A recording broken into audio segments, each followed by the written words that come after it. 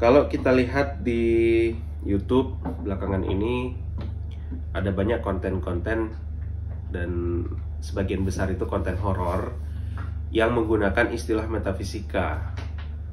Dan dikarenakan penggunaan istilah metafisika yang dalam tanda kutip, kalau saya menyebutnya itu agak sedikit melenceng ya, meskipun maksud mereka bisa dibenarkan beberapa bagiannya. Artinya mereka ketika mendengar kata metafisika yang kebayang itu hantu, pocong gitu, kuntilanak gitu. Nah, secara kuntilanak, hantu sebagai objek ya memang mereka itu metafisik gitu ya. Tapi tentu kalau di filsafat bukan itu yang dimaksud ya, bukan itu tujuan para filsuf membicarakan metafisika. Apalagi kalau kita berbicara secara sejarahnya ya, di Yunani kuno, Aristotle, bukan itu yang dimaksud sebetulnya. Meskipun realitas di balik yang fisik itu ya realitas metafisik itu gitu. Tapi itu yang terjadi sebetulnya ya. Pandangan-pandangan orang di Indonesia terkait dengan metafisika itu cukup keluar dari rel. Sebagai contoh, ada channel di YouTube seperti yang ditampilkan di layar, Praktikum Metafisika. Wah, ini kalau kita di filsafat melihat YouTube ini, itu berarti kita membayangkan praktikum metafisika itu seperti apa gitu. Nah, tentu yang dilihat, kalau kita lihat di YouTube ini ya, praktikum metafisika itu yang berkaitan dengan arwah, dengan yang goib-goib, yang klinik-klinik gitu. Terus kuliah metafisika ini, dia menyampaikan serangan metafisika, energi pembunuh. Wah, ini kan sebetulnya bukan itu yang kita pahami sebagai metafisika kalau di filsafat, di dalam akademik ya terutama. Ada juga ini menangkal serangan pelet, santet dan sejenisnya. Ini kelas metafisika bahasin. Nah, orang jadi mengira kalau kita bahas metafisika itu berarti itu tentang santet, tentang pelet ya. Nah, itu kekeliruan sebetulnya, kekeliruan yang umum terjadi di Indonesia. Apalagi kalau anak filsafat ditanya, kamu belajar apa di filsafat? Salah satu mata kuliahnya adalah metafisika. Orang kaget, wah ini berarti dia mempelajari tentang bagaimana pemanggilan arwah, bagaimana membaca masa depan gitu ya, bagaimana menjelaskan santet, proses santet dan seterusnya. Nah, itu bayangan orang kalau misalnya ditanya anak filsafat belajar metafisika, itu pasti mengarah ke sana sebagian besar. Oke, kemudian hal itu perlu saya respon di video ini. Kenapa? Karena supaya kesalahpahaman ini tidak berlarut-larut. Jadi supaya di Indonesia bahasan tentang metafisika itu tidak lagi melulu diasosiasikan dengan hal-hal berbau hantu, klinik kayak gitu. Nah, makanya meskipun di video ini tidak secara mendalam ya, saya tidak menjamin bahwa apa yang saya sampaikan itu adalah penjelasan metafisika satu semester gitu, seperti dosen metafisika yang mengajarkan materi-materi metafisika, tentu tidak. Tapi ini bersifat pengantar ya. Kalau kita berbicara filsafat dalam dunia akademik, tentu tidak bisa lepas dari sejarah Yunani kuno, Yunani antik, di mana kita mengenal kalau dalam filsafat sistematik itu ada metafisika, epistemologi, ada aksiologi ya, ada etika. Jadi kalau berbicara filsafat secara akademis, secara sistematis, kita tidak bisa terlepas dari poin-poin itu yang disebut juga sebagai cabang umum dari filsafat. Core-nya filsafat itu ada di situ. Karena saya ingin mengarahkan penonton untuk tahu metafisika secara historis, maka kita berangkat dulu dari istilah metafisika itu sendiri. Metafisika itu mulai dikenal dalam filsafat barat sebagai istilah metafisika. Itu sebetulnya tidak lepas dari kehidupan Aristotle. Itu Aristoteles itu. Aristotle punya murid namanya Andronicus. Si Andronicus ini yang mengumpulkan karya gurunya, karya-karya Aristotle yang kemudian membahas tentang realitas, tentang substansi, ya. Itu dikumpulkan. Ada 14 jilid karya-karya Aristotle yang dia kumpulkan oleh Andronicus, diletakkannya setelah karya-karya Aristotle tentang fisika. Kalau dalam bahasa Yunani itu ta metapusika, the after the physicals. Itu secara historis asal mula istilah metafisika itu. Tapi filsuf-filsuf sebelum Aristotle, itu sebetulnya sudah mempraktikkan metafisika, ya.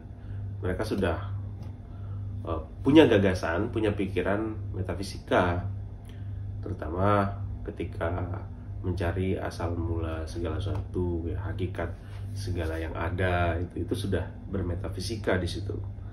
Tapi kemudian dikenal istilah metafisika itu memang dari tonggak sejarah Andronicus itu. Problem mendasarnya tentang tapal batas realitas. Kalau metafisika kita tentu berhadapan dengan ada, ya, tentang yang ada. Apa yang membuat suatu hal itu disebut ada? Apa hakikat dari yang ada? Apa hakikat ketiadaan? Bagaimana kita membangun atau bagaimana kita engage dengan realitas? Tentu kaitannya dengan epistemologi sangat tipis di situ. Problem metafisika itu berkembang sejalan juga dengan perkembangan problem epistemologi tentang tapal batas realitas. Jadi bagaimana kita sebagai subjek membangun struktur realitas di situ. Sejauh mana satu hal itu disebut eksis dan tidak eksis. Lalu apa yang membuat satu hal itu punya karakteristik ada? Apakah suatu objek itu memiliki kualitas kemengadaan atau beingness sehingga dia menjadi eksis, ataukah objek ini dia secara taken for granted, artinya ada atau tidak adanya subjek yang mempersepsi dan tidak perlu membagi antara objek dengan sifat atau dengan propertinya, dia sudah ada dari sononya gitu. Tentu di metafisika kemudian kita mengenal istilah realisme, anti-realisme, ya. Itu kaitannya bagaimana relasi antara subjek dengan objek, antara kita sebagai pengamat dengan realitas itu. Kalau realitas itu mind independent world. Jadi realitas itu sebetulnya ada objek yang mind independent, yang mandiri dari pikiran dan kesadaran, yang nggak bisa dijangkau oleh pikiran dan kesadaran kita. Tapi kalau anti realis, dia cenderung bahwa objek itu eksis selagi kita menganggapnya eksis, selagi kita bisa pikirkan maka dia eksis gitu. Nah, tentu pembagian-pembagian ini itu akan lebih lanjut dibahas di metafisika dan tidak kita ulas secara panjang di episode ini. Ini hanya sedikit gambaran bahwa di metafisika itu seperti itu bahasannya, tidak seperti yang di YouTube horor itu. Lalu apa bedanya sama ontologi? Nah, kalau saya jangan terlalu dibedakan ya. Terserah teman-teman mau pakai istilah metafisika atau ontologi. Tapi ada konsekuensinya memang. Ontologi itu dipakai juga di ilmu-ilmu komputer ya. Kalau kita searching jurnal-jurnal Scopus itu banyak ontologi, data apa gitu. Tapi kalau secara kalau dalam filsafat, ontologi itu sebetulnya disebut juga sebagai metafisika umum. Teman-teman bisa cari literatur pengantar filsafat, di sana dijelaskan juga ya. Seperti Bertrand Russell, kemudian kalau di filsafat UGM itu Louis Katsoff. Itu yang salah satu dipakai di Fakultas Filsafat, meskipun terjemahannya lumayan membingungkan ya. Kemudian banyak juga pengantar-pengantar lainnya yang menjelaskan tentang ada. Di Indonesia, Martin Sunarjaya pernah menjelaskan juga, ontologi itu menjawab pertanyaan tentang apa saja yang ada. Kalau metafisika lebih ke apa hakikat yang ada. Bagaimana kita lebih kompleks membicarakan ada, itu di metafisika. Tapi kalau ontologi itu lebih kepada menjawab pertanyaan apa saja yang ada, bagaimana dia mengada, itu cenderung dibahas di metafisika ya. Lebih membahas itu tentang relasi antar realitas gitu ya. Kemudian terkait dengan sifat, apakah itu satu paket dengan objek dan seterusnya. Tapi teman-teman tidak perlu pusing dengan pembedaan metafisika dan ontologi, karena sama sebetulnya problemnya ya, tentang ada itu sendiri gitu. Kemudian kalau secara etimologi, ontologi itu terdiri dari ontos, being ya, ada, dan logos itu akan atau study atau ilmu. Tapi kalau ilmu mungkin agak sedikit problematis kalau kita jadikan padanan kata logos itu ilmu. Lebih kepada penyelidikan aja, penyelidikan, inquiry, penyelidikan tentang ada, apa saja yang ada gitu. Misalnya basis ontologis dari masyarakat adalah individu manusia konkret itu misalnya. Apakah suatu hal itu ada karena dia konkret atau karena dia abstrak gitu? Bisa nggak kita menyamakan antara dia ada, sesuatu itu ada, menempati ruang dan waktu, dengan ada tidak menempati ruang dan waktu? Itu tentu akan berbeda gitu ya. Itu bahasan dalam metafisika dan ontologi. Kemudian kalau untuk testimoni ya, metafisika ini adalah bahasan di filsafat yang tersulit dari yang tersulit, yang tersulit dari yang sulit gitu. Jadi dia sangat-sangat sulit gitu, tapi menyenangkan, meskipun kadang tidak semuanya berguna gitu ya.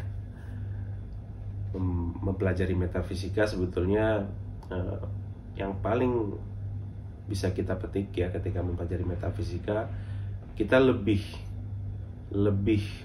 peka terhadap struktur, terhadap batasan-batasan realitas. Kita bisa memilah-milah, kita bisa memahami dunia secara tersekat-sekat, kita bisa mengkategorikan realitas. Misalnya ada wacana, contohnya misalnya ya tentang dulu pernah itu musim klaim-klaim Pancasilais radikal gitu ya. Nah, kalau kita mempelajari metafisika, kita bisa mempertanyakan realitas yang dirujuk dari satu konsep radikal itu yang mana gitu. Realitas yang dirujuk oleh kaum pluralisme agama misalnya seperti apa? Misalnya lagi tentang Pancasila ya, kita punya 5 sila, masing-masing sila itu mengandaikan realitas tersendiri gitu, meskipun tetap berhubungan satu sama lain. tentang bagaimana realitas kemanusiaan itu diandaikan, ya. Apakah nilai kemanusiaan itu aksiologi kalau di filsafat? Nilai ini adanya di mana? Siapa yang mengadakannya? Tuhankah? Atau konsensus yang artinya dia hanyalah produk dari pikiran dan kesadaran manusia? Jika memang ada moralitas yang given, yang divine gitu, yang diberikan oleh Tuhan, maka realitas ini sebetulnya tidak diciptakan oleh manusia, tapi dipelajari. Jadi udah ada realitas moralnya itu, lalu kita rangkai-rangkai gitu. Nah, kemudian kita bisa membayangkan orang berdebat tentang suatu tindakan yang baik dan buruk dalam ranah etika misalnya. Itu juga berkaitan dengan realitas. Baik ini siapa yang mengadakan suatu nilai kebaikan? Apakah adanya suatu tindakan baik itu sebagai konsekuensi dari kehendak bebas kita, atau sebagai takdir Tuhan yang kemudian menciptakan suatu nilai baik gitu, dan seterusnya, ya. Jadi metafisika ini sangat-sangat asik, apalagi kita misalnya singgung filsafat bahasa, itu juga berhubungan juga dengan metafisika, tentang objek semantik, tentang realitas yang dirujuk oleh pernyataan. Apa yang membedakan kata Tuhan dengan kata unicorn? Itu kan tentu pada objeknya kan. Itu sudah di ranah metafisika, ranah ontologi. Oke, itu dulu yang kita bahas di episode ini tentang metafisika dan ontologi, ya. Semoga tidak lagi mengasosiasikan metafisika dengan klinik, dengan santet, dengan dukun gitu. Dan banyak literatur yang teman-teman bisa cari dari Oxford, Cambridge, kemudian Blackwell, Routledge, ada sangat banyak ya tentang companion introduction to metaphysics. Terima kasih.